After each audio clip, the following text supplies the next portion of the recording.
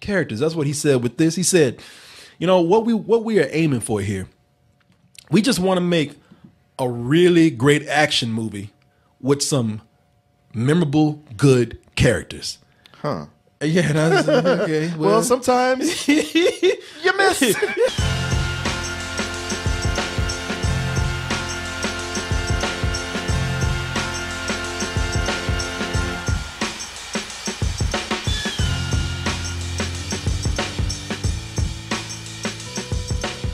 Never know when you need one of these, so go to dtmerch.com. Go ahead and get yourself, you might spill something on your phone. Get yourself a phone cover and give yourself the gift of choice. So you can get a lot of things up in there for whenever your nasty ass is spilling stuff all over yourself. And let me see here. We also have memberships for you over at DT Merch. I mean, God damn it, I'm toasted goodness. I was looking at myself, got all hot and bothered, man. No, go over, please, and subscribe to us on doubletoasted.com. It's because of your subscriptions that we actually keep these shows going. And if you don't do it for yourself, then do it for somebody else out there that loves what we do. Get to, as you say, Honey mustard. Marky Mark and his SWAT team or whatever. Marky Mark and what you say, the funky bunch of mercenaries. The mercenary funky bunch up here, man. This is we just saw this tonight, just came back. And you know, you saw that movie, what was it, All the Money in the World? Yes. Yeah. Said Mark was Mark Wahlberg was pretty good in that, right? Yeah. Yeah. A lot of people keep talking about, man, Mark Wahlberg, you know, he does what he has to do for money, and then you'll be surprised when he comes out and he just does something that just blows you away. I've never seen this part of Marky Mark before. Well, yeah, people seem to like him as long as he's not playing a smart person. Yeah, a scientist or a professor, yeah. Or a high school teacher, yeah, or kindergarten babysitter.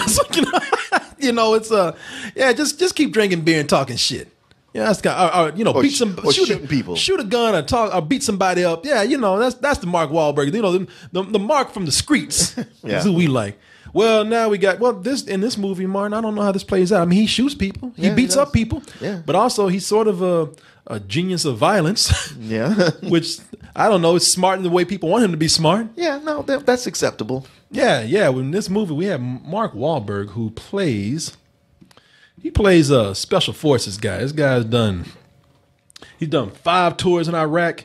He is always leading this crew out on the most dangerous mission. You know, it's one of those movies where when all else fails, when no one else can know about this mission, that's when you call us. I mean, usually you call Tom Cruise an impossible mission. Yeah. but if they're not picking up and you're going straight to their voicemail, then you call Mark Wahlberg and his crew. When Tom Cruise even says, "Man, this is bullshit. Don't waste my time." call Marky Mark. Let him take care of it. He wants to do anything. He's scrappy. Call him up. But now in this, they're in Indonesia, and they got this bomb that's going off. It's one of these bombs that has this virus, this disease, this chemical warfare, and it's bad. It's bad. If it blows up, people are gonna be melting, turn to jello. His words. And the only way they can stop it is is that the guy that kicks ass here, the guy from The Raid, I guess. Yeah. What's his name? I have no idea. What's his name, Sammy? And they said it too. Iko something. I'll find a minute. But this guy, he's the only one that can give them the code to stop the bomb. Right. And if they don't get him to the airport for some mysterious reason, he's not going to give them that code. And that's when you're going to have all kind of people melting on the streets. So they decide to take him on this mission, get him where he needs to go. Sure, why not just call him an Uber? Yeah, exactly. Well, you got a whole government that's going to try to kill him on the way. Exactly, man. They got just a few hours to get him there on every corner. Somebody's throwing a grenade, somebody's shooting at him, somebody's trying to plant a bomb on the vehicles. Right. Let's go ahead. Guys on motorcycles. Yeah, it's chaos. All chaos. Let's go ahead and take a look at this trailer right here, and we will be back with our review. Requesting hand of God. Coming down.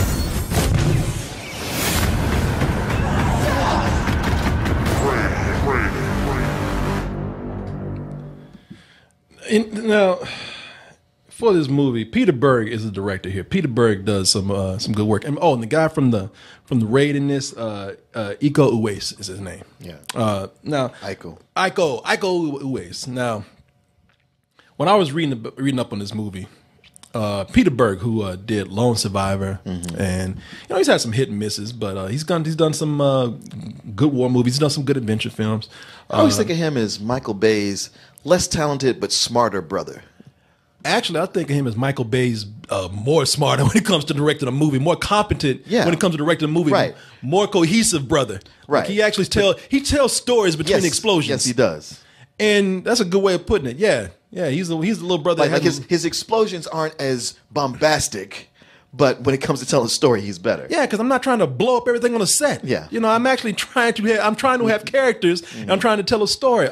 Characters. That's what he said with this. He said, what we are aiming for here, we just want to make a really great action movie with some memorable, good characters. Huh. Yeah, that's okay. Well, sometimes you miss. Yeah. Well, you kind of made an all right action movie with no character.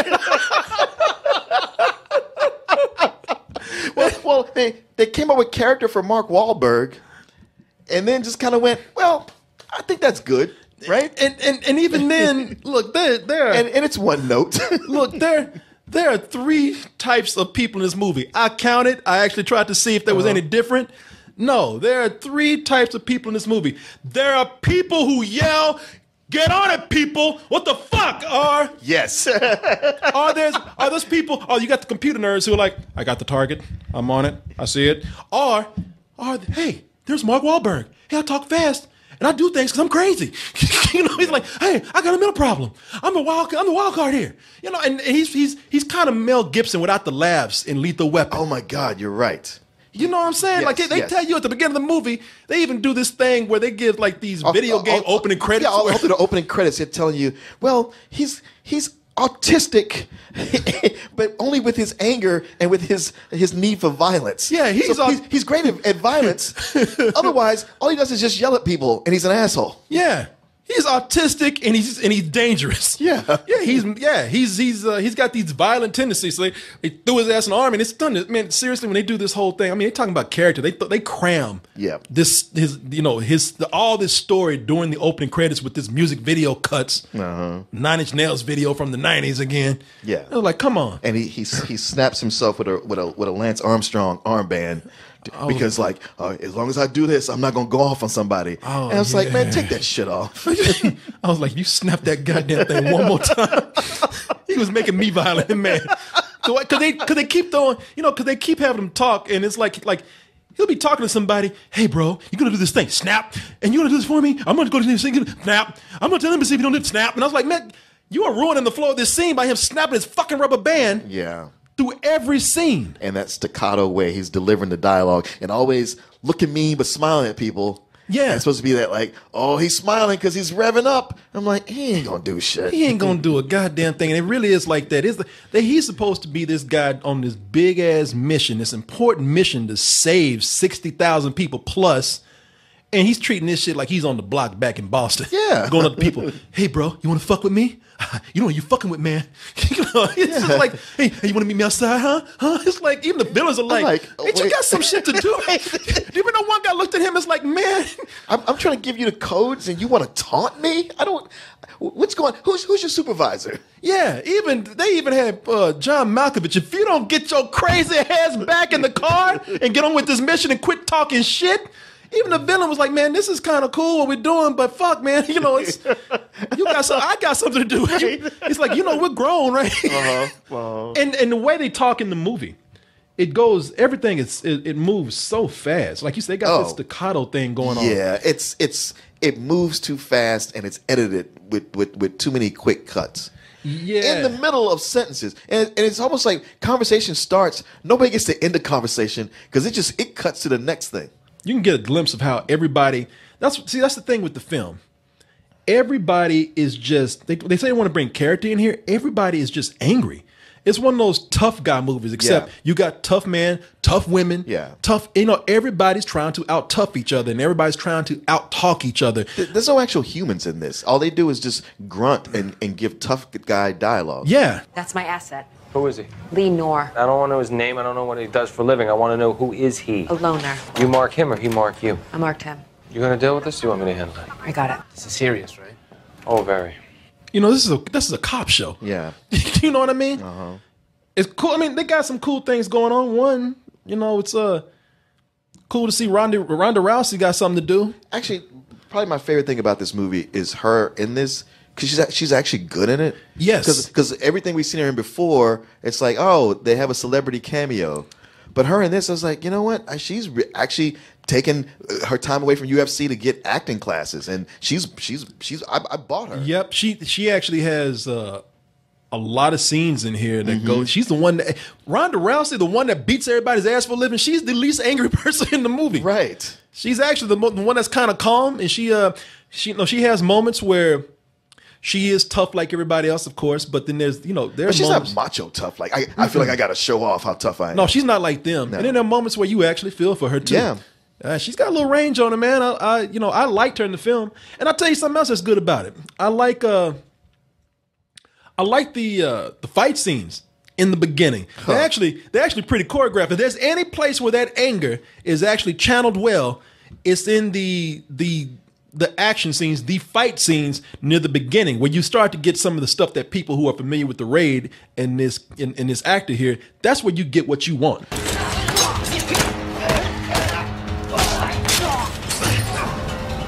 Now you see, that's what I'm talking about with the anger in this movie. There are moments I was watching this and I was like, these people ain't acting. Like this dude over here, this dude is really mad. Yeah. He's like, motherfucker, you really hit me. Did you cut me for real? Motherfucker, that was the wrong glass. That was real glass, not the fake glass. That's a wrong fucking cabinet, dude. And you knew that shit. Yeah. Motherfucker, you really hit me. But see, man, to me, this scene is so problematic.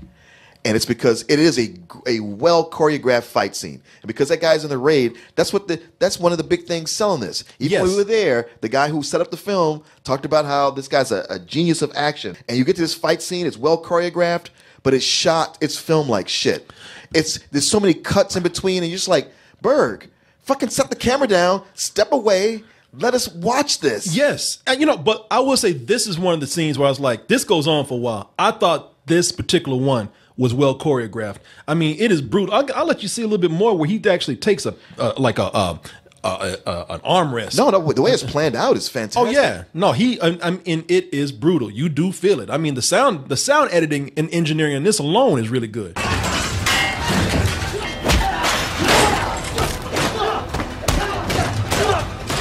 Dude's like, wait a minute, man, that's not the prop. That's not the prop. That's supposed to be foam rubber. Sorry, bro. Once I get going, I gotta protect myself. Yeah, he's like, woo, woo, woo, woo, woo. Yeah, but man, that was one of the good scenes. But I will even say this: even though it's choreographed really well, it doesn't seem to fit the movie. No, that scene where, okay, you see this in movies all the time. Don't ever mess with a half-naked, muscular Asian man, because he's gonna whoop everybody's ass in the room. That is some kung fu theater martial arts thing going on right there. It really is. It didn't fit with everything else that was going on because nothing set that up. No, nothing set that up at all. Not, no real background or anything with that guy. It just feels out of place because the reason why is that in the rest of the film, the writer of this actually has connections to the CIA, and it is interesting to see how modern warfare is fought. Mm-hmm. It's almost scary because they show how you can be tracked anywhere just by heat censoring and people having control over the electricity of a block. Sure. Having control of a building. I mean, it's really cool to see how warfare is fought in here. So what you have here is like this realistic war tech movie. And then this whole fantasy martial arts thing going on. Yeah. It just doesn't seem to blend together too well. And mostly it's a shootout. And that's where it got bad to me because once they get to the shootout, That's when you start getting all those bad shots, man. That's where it's over edited. Yeah. That's where, you know, they try to do cool camera angles, but you don't really, it's cutting so quick. You don't really get a sense of how great the choreography probably is. Right. And when they start shooting, man, it's almost like the camera guy's ducking. Because it's all, you know, it's blurry. Why are you moving? Man, Peter Berg uses real ammo.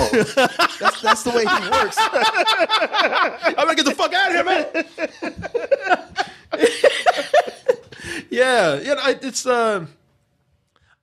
it's too bad because I found a lot of things interesting with this. As I was saying, you know, I found that how they were almost working this out, kind of not in real time, but you know, all this takes place in a short amount of time, where they're supposed to get to the airport. And I got to tell you, while that's a great concept, there was no sense of tension getting to that point for me. There wasn't. There wasn't. And, you know, you think about this, because I guess it reminded me of, I mean, besides the most recent Mission Impossible, like a much lesser version of that, there's a bunch about it that reminded me of Heat, because you got a bunch of guys with all the tough guy dialogue, but then also the big shootout right there in the middle of the street. But the thing about Heat was you had cops everywhere, because that made sense. That added to what this tension was. Authorities. And here they're going down the street, killing people, throwing grenades. Ain't a policeman nowhere. None. You don't even hear sirens. Hell, the police are gone. You know? I don't want to be around this crazy But shit. that should be an element of this kind of thing where it's like, hey, we got to be cool because we don't want to get caught by the cops either. Yeah. Yeah. You know, and I was looking at some of this. The casting in this is... The casting in this is not terrible. It's just it's just what they have to do in here. But it's one of those where they list the cast and they list them in order of importance. Yeah. So I feel like if you had a list and you could tick off who's going to die just by going down unimportant as they range up. And if somebody here dies, you know that all these are gone. Yeah. Yeah. I don't know you, man. You gone. Yeah. Lauren Cohan is good in here, but again, she's actually really good. But her character, even more than Mark Wahlberg, she is the angriest to the point it doesn't even make sense. Right. She's supposed to be trying to. She's caught in a family dispute, and they tell her specifically, hey, this software that you're talking on right now is to catch you saying words you shouldn't say, and she just keeps fucking her situation up, and to the point where I'm frustrated with her character's sure. Like, everybody in this movie is so angry. And you're not helping to the point where your anger is stupid. Yeah. There is one person in here though having me laughing my ass off. I don't know if I'll be able to find this person here. I might have to bring up there we go. I don't know why. Look, I know people, they want to have versatile looks in movies, but this goddamn plastic they had on his head, John Malkovich, I know, looking like J. Jonah Jameson right here. Exactly. Every time they cut to him, I was expecting him to say, "Parker, Parker, get in here! Where are those pictures of Spider-Man?" Wrong movie. Well, and you're right. His role in all this is to be in one room or another. It's like, stop fucking around and get it done. Yeah, we're on it. Well, are you doing it? Yeah, I'm doing it. Well, just get it fucking done. That's all. Like, all right, man, you're actually not helping. No, every shot, no bullshit. Every shot of him is in a room pacing. Get it together, people. Where are we? What are we doing? And it's like, God damn, man, sit down for just a moment. I feel like he's like, you get 3 days with me. Yeah. And I'm not going on location. I'm not going on location. I'll be in this room. I'll be in that room. That's they shot this in his basement. Right. You bring it's an empty room. It's an empty room, man. He just moved into a house. He's like, I ain't going nowhere. You bring them actors to me. We're going to shoot in the room. They ain't got furniture. Yeah, man. This is there are some moments where the tension is high, and it's really when they're out in the street. And you hit it right there, Martin. When it feels like heat, there are moments where these people are under siege. There are car chases that are going on motorcycles with live explosions. That feels pretty decent, but the movie it's trying so hard to get to this twist that they're going to pull, which makes no. And the thing is, sense. I take that back, because the opening sequence I liked a lot. The whole thing when they were doing the raid on that house. Oh yeah, no, that was actually really good. That was really good, and it really showed their tech and how they work together as a team. But yeah, it's just the longer it goes on, the more it gets away. It just seems to stray from everything that was good or solid about it. So that by the time they get to the twist, you're kind of confused about what's going on, and you don't care about the people who are left. You really don't, man. It's like, I don't know what the fuck. It's like they go, aha, you didn't see that coming. I was like, yeah, but it doesn't matter, really. It does not. Thank you. I didn't want to say it because I thought I was just going to sound stupid, but I had no clue what was happening after a while. I know they had to get somewhere, but all these other side characters and all this kind, I was like, all right. And you pull it together at the last right. minute. You say like, oh, this is about that. Okay. This is what you got. Wow, this is all about that, huh? Okay. All right. There's all this important shit that you had going on. And it ends, I'm going to tell you something. It's almost like they didn't know how to end it. It's almost like they know how to end it, but they still need to, they didn't have the last page done. And the studio still required them to set it up for a sequel. I know. I can believe that. It's like, you don't even know what we're doing with this. I don't care. You better start working on that next one. That's all I know. Man, the monologue at the end of this thing is so bad. It's a monologue that would be at the end of a superhero movie. A bad superhero movie. Yeah. And it ends on some rap music that has no feeling for the movie. It does not fit the rest of the movie at all. I'm Marky Mark going home, but I'm coming back. Man, I was like, man, y'all really just threw this together. Like, it's almost like you had a screening to get to where this movie was going to be shown, and you had 1 minute to do that final edit. I was like, fuck, man, I don't know. Put that song. You still got that rap song with your cousin, man? Another reason you look so sad having to sit there and wait for your bill when the movie was over. I had to listen to that fucking song. I was walking out looking at you. You just looked up like, I wish I could leave too. I had to sit up there and just listen. Wait, no, you should have seen me just listen to this bad rap song. Just like, man, I just want to go. I would be running out the theater right now.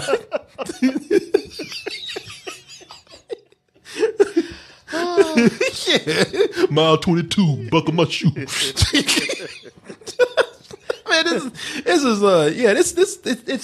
it's a rental. It's not even a bad rental. It's not a good rental. It's not a good rental. No, it's just a rental. I mean, and it's just a rental because of some good things they do early in the film. Yeah, it's really disappointing to hear what they tried to go for. It sounded like the director had a lot of good things in mind reading from what he said. Like, I got these characters that I want to do because these characters are non-characters after a point. They just things. They might as well be video game avatars.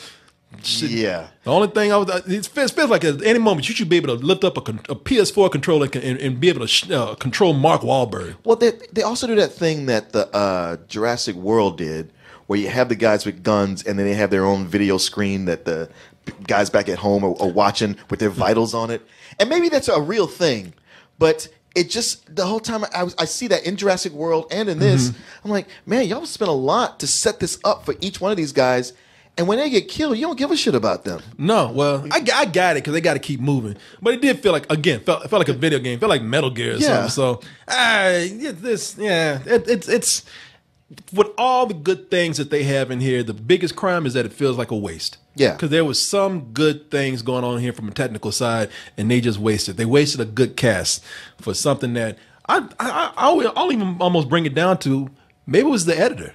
Maybe it was the editing that brought this down. You know, it does seem to be the culprit because with the fight scenes being the way they were, and even the scenes where they're talking get cut off or the camera's moving around constantly. Yeah, this movie's an hour and a half. It almost feels like they not only they jumbled up the action scenes with bad editing, but it almost seems like they could have cut some story out. Yeah. So I don't know, man. Who knows? Who's ever gonna know? But it is just a mediocre movie that could have been better.